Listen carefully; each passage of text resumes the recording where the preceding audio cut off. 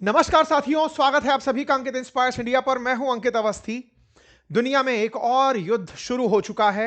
चर्चा है ईरान की। जी हां साथियों, ईरान में अब से कुछ देर पहले ही अमेरिका और इजराइल ने संयुक्त रूप से सैन्य हमले शुरू कर दिए हैं। इसका अनाउंसमेंट अमेरिकी राष्ट्रपति के द्वारा भी कर दिया गया है। ये हमले इजराइल और ईरान के द्वारा डिफरेंट डिफरेंट लोकेशंस से डिफरेंट डिफरेंट जगहों को टारगेट करते हुए किए जा रहे हैं, जिनकी तस्वीरें आप कुछ इस प्रकार से बदलते हुए देख सकते हैं।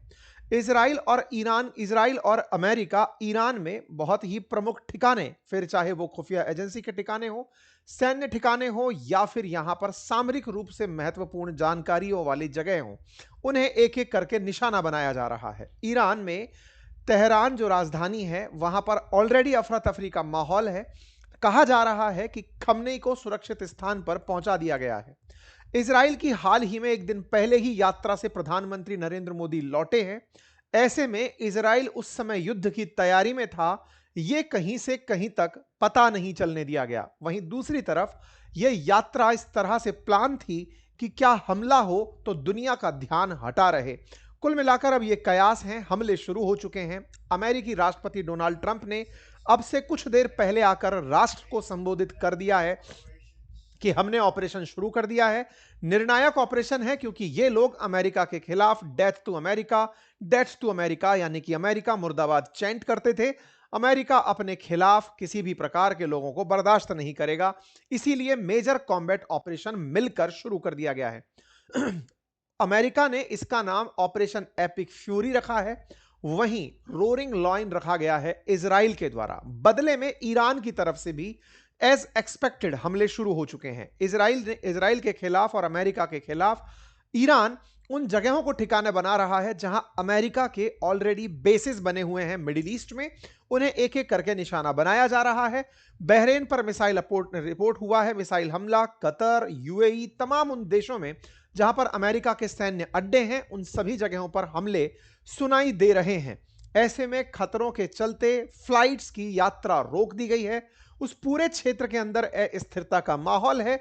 कल के जब बाजार खुलेंगे, यानी मंडे को जब बाजार खुलेंगे, उस पर उनका गहरा असर हो सकता है। कुल मिलाकर के इन दो के द्वारा मिलकर के खमनेई के खिलाफ एक्शन शुरू कर दिए गए हैं। कुल मिलाकर मिडिल ईस्ट इस समय हॉटलाइन बन चुका है। फिलहाल पर्शियन गल्फ किसी भी प्रकार की यात्रा के लिए सुरक्षित नहीं बचा है, क्योंकि ईरान इन सामने वाले देशों में, चाहे यूएई हो, कतर हो, बहरेन हो, कुवैत हो, इन्हें निशाना बना रहा है। साथ ही साथ वो इजराइल को भी निशाना बना रहा है।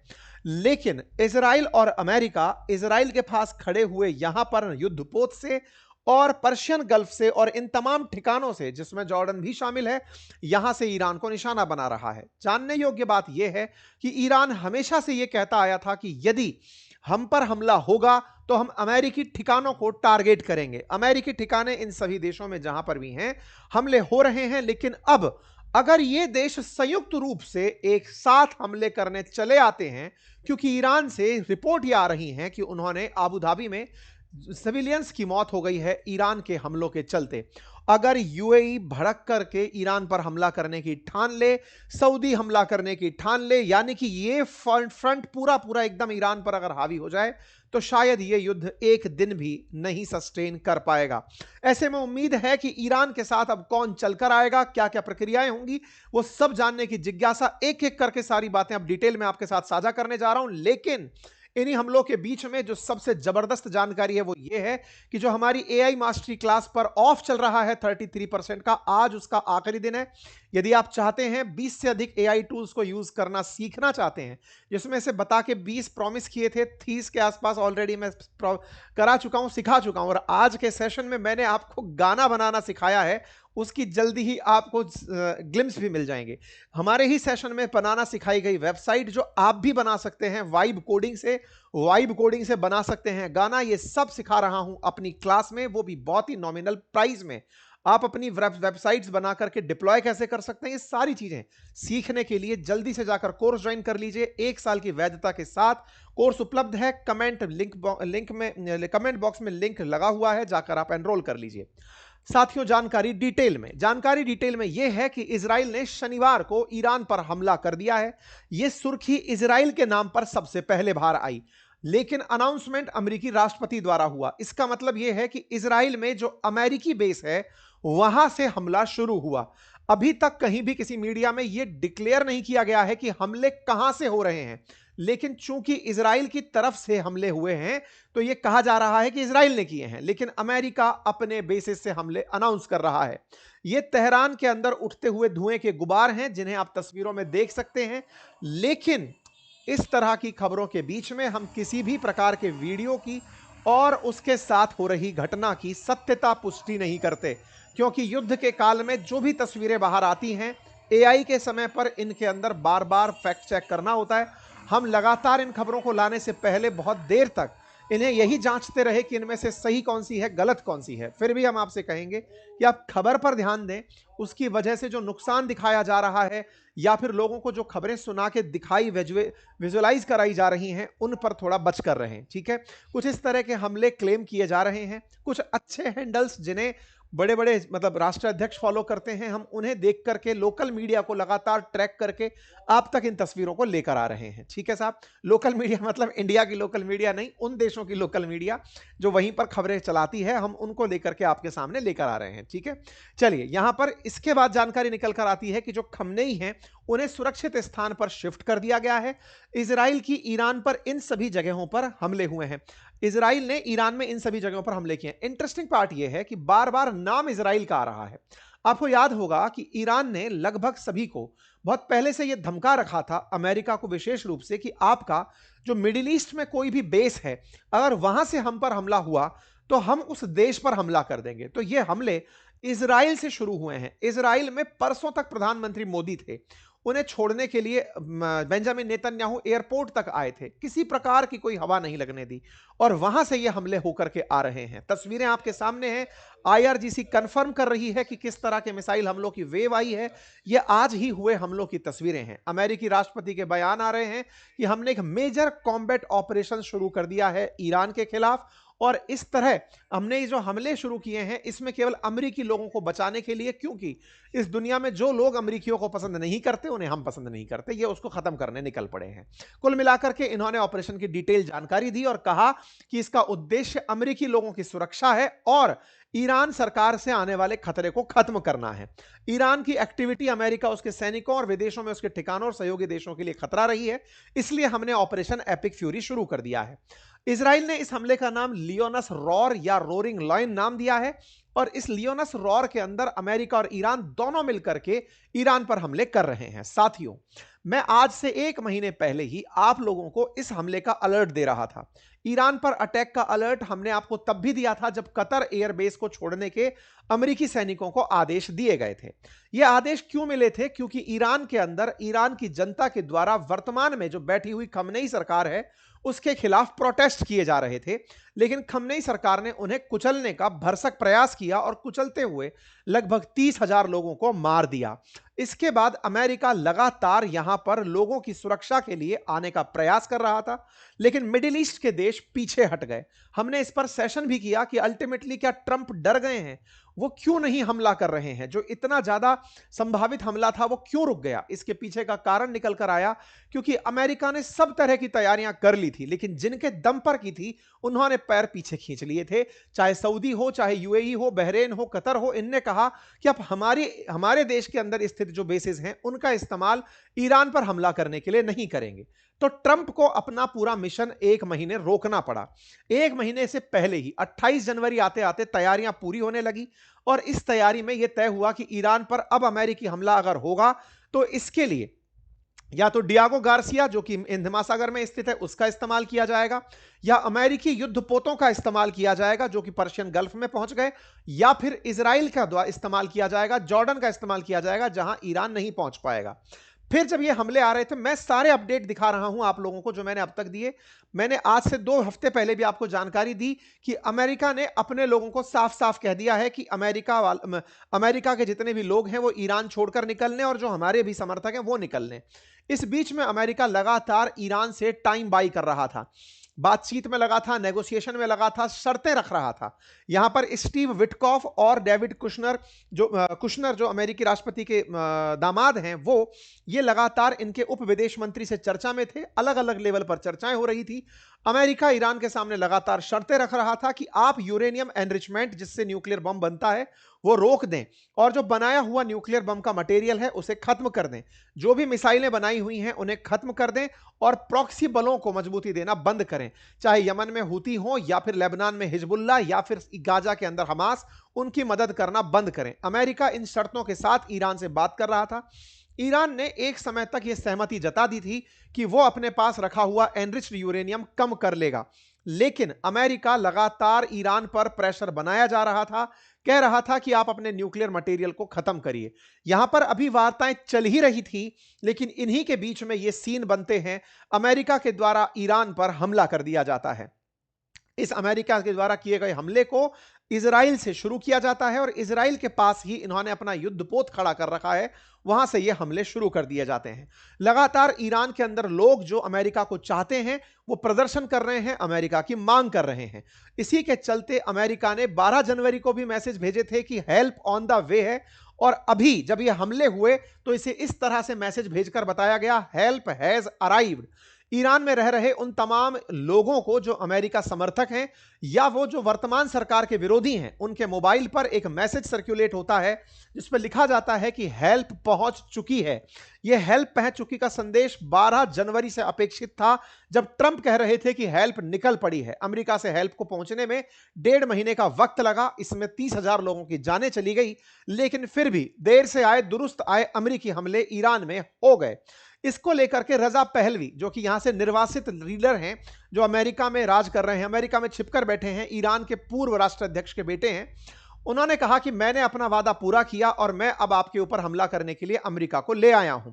इन्होंने कहा कि जनता की सरकार बनेगी, खमनेई को हटा दिया जाएगा, चिंता मत करिए, सब सही हो जाएगा। रेजा पहलवी के द्वारा ईरान में बैठे ईरानियंस को यह कहते हुए विश्वास दिलाया जा रहा है कि चिंता मत करिए, सत्ता परिवर्तन जल्दी होगा।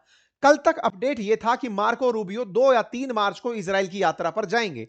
यह अपडेट कल तक का था, लेकिन इस अपडेट के अंदर समय बीतता गया और अपडेट आने लगे अमेरिका के राष्ट्रपति के द्वारा आज सुबह, जब उन्होंने यह कहा कि हमें मजबूरन अब इस स्थिति की तरफ पहुंचना पड़ रहा है कि हमें एक डिफिकल्ट डिसीजन लेते हुए हमले की तैयारी करनी पड़ रही है। इसी के ऊपर कल रात को हमने आपको अपने ट्विटर हैंडल अंकित कुमार अवस्थी पर अपडेट दिया था। मेरे प्यारे साथियों, युद्ध से जुड़े अपडेट के लिए भी आप इस हैंडल को फॉलो कर लीजिए, क्योंकि सेशन दिन में एक हो पाता है लेकिन अपडेट बहुत सारे होते हैं, आप इन्हें यहां से प्राप्त कर सकते हैं। हम लगातार आपको एकदम फैक्चुअल सही जानकारी के साथ अपडेट करते हैं, आप इसे फॉलो कर लीजिएगा। इसका लिंक भी मैं कमेंट बॉक्स में पिन करवा देता हूं, चेक कर लीजिएगा। साथियों, इस पर कल हमने अपडेट दिया था कि अमेरिका का एक बड़ा विमान वाहक पोत है जिसका नाम यूएसएस गेराल्ड आर फोर्ड है, वो पहुंच चुका था हाइफा शहर के पास। इजराइल के अंदर जो हाइफा है वहां पर पहुंच चुका है।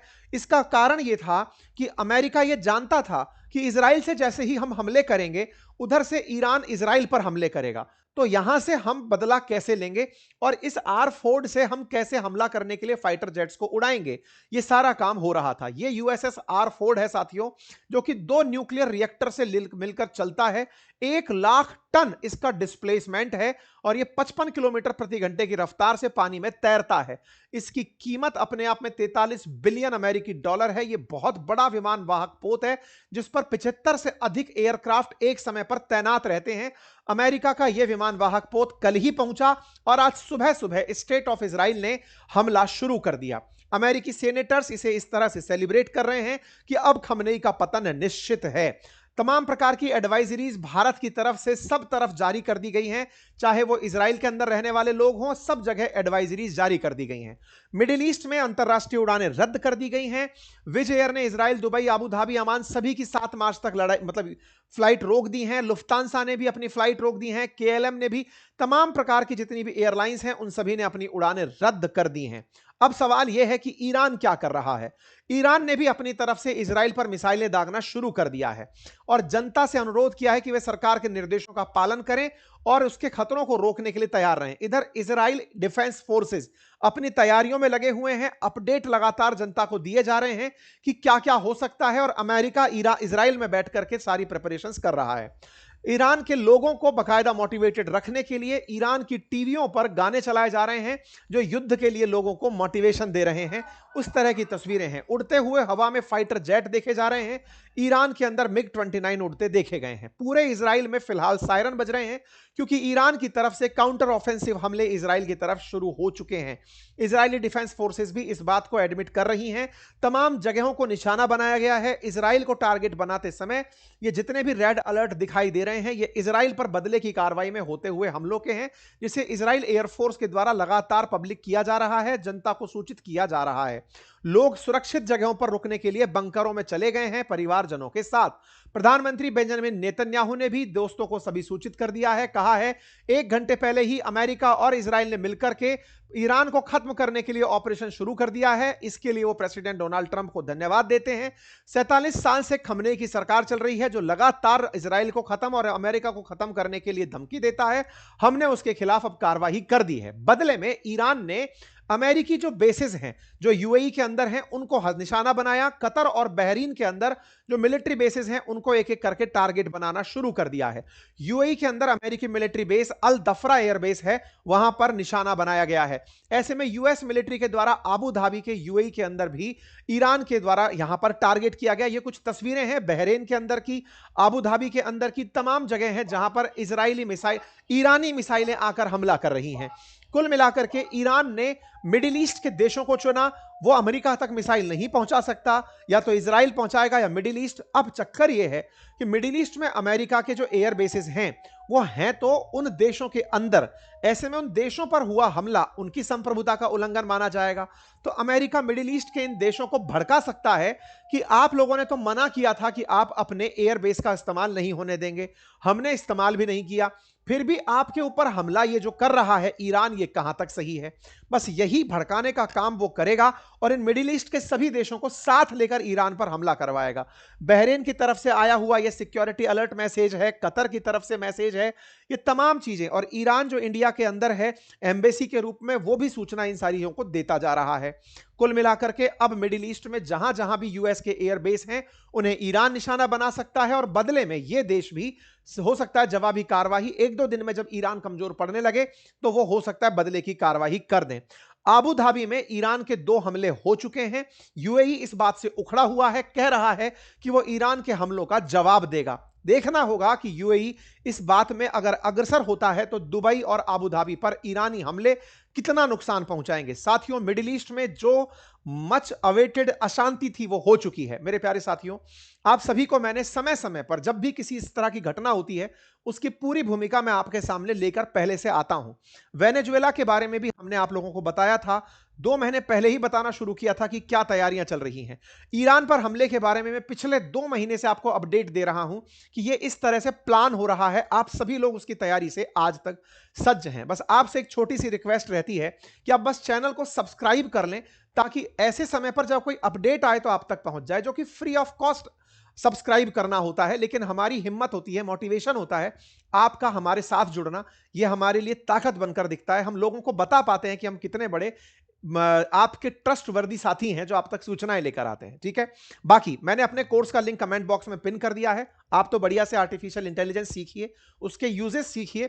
आप सीखिए कि कैसे वेबसाइट बनाते हैं, कैसे अपनी प्रोफाइल बनाते हैं, रेज्यूमे बनाते हैं, यूपीएससी की तैयारी कैसे कर सकते हैं, इमेजेस कैसे बना सकते हैं, कंटेंट राइटिंग कैसे कर सकते हैं, अपने लिए नोशन का इस्तेमाल, नोटबुक एलएम का इस्तेमाल कैसे कर सकते हैं, गाना खुद के लिए कैसे बना सकते हैं, ये सारी चीजें हम लोग सिखा रहे हैं। इवन मैंने क्लॉड तक का यूज करना आप लोगों को अपने सेशन में सिखाया है। जल्दी जाइए और जल्दी से उसे एनरोल करिए, क्योंकि इस तरह की वेबसाइट बहुत ही कम समय में बना करके मैं अपनी क्लास में सिखा रहा हूं।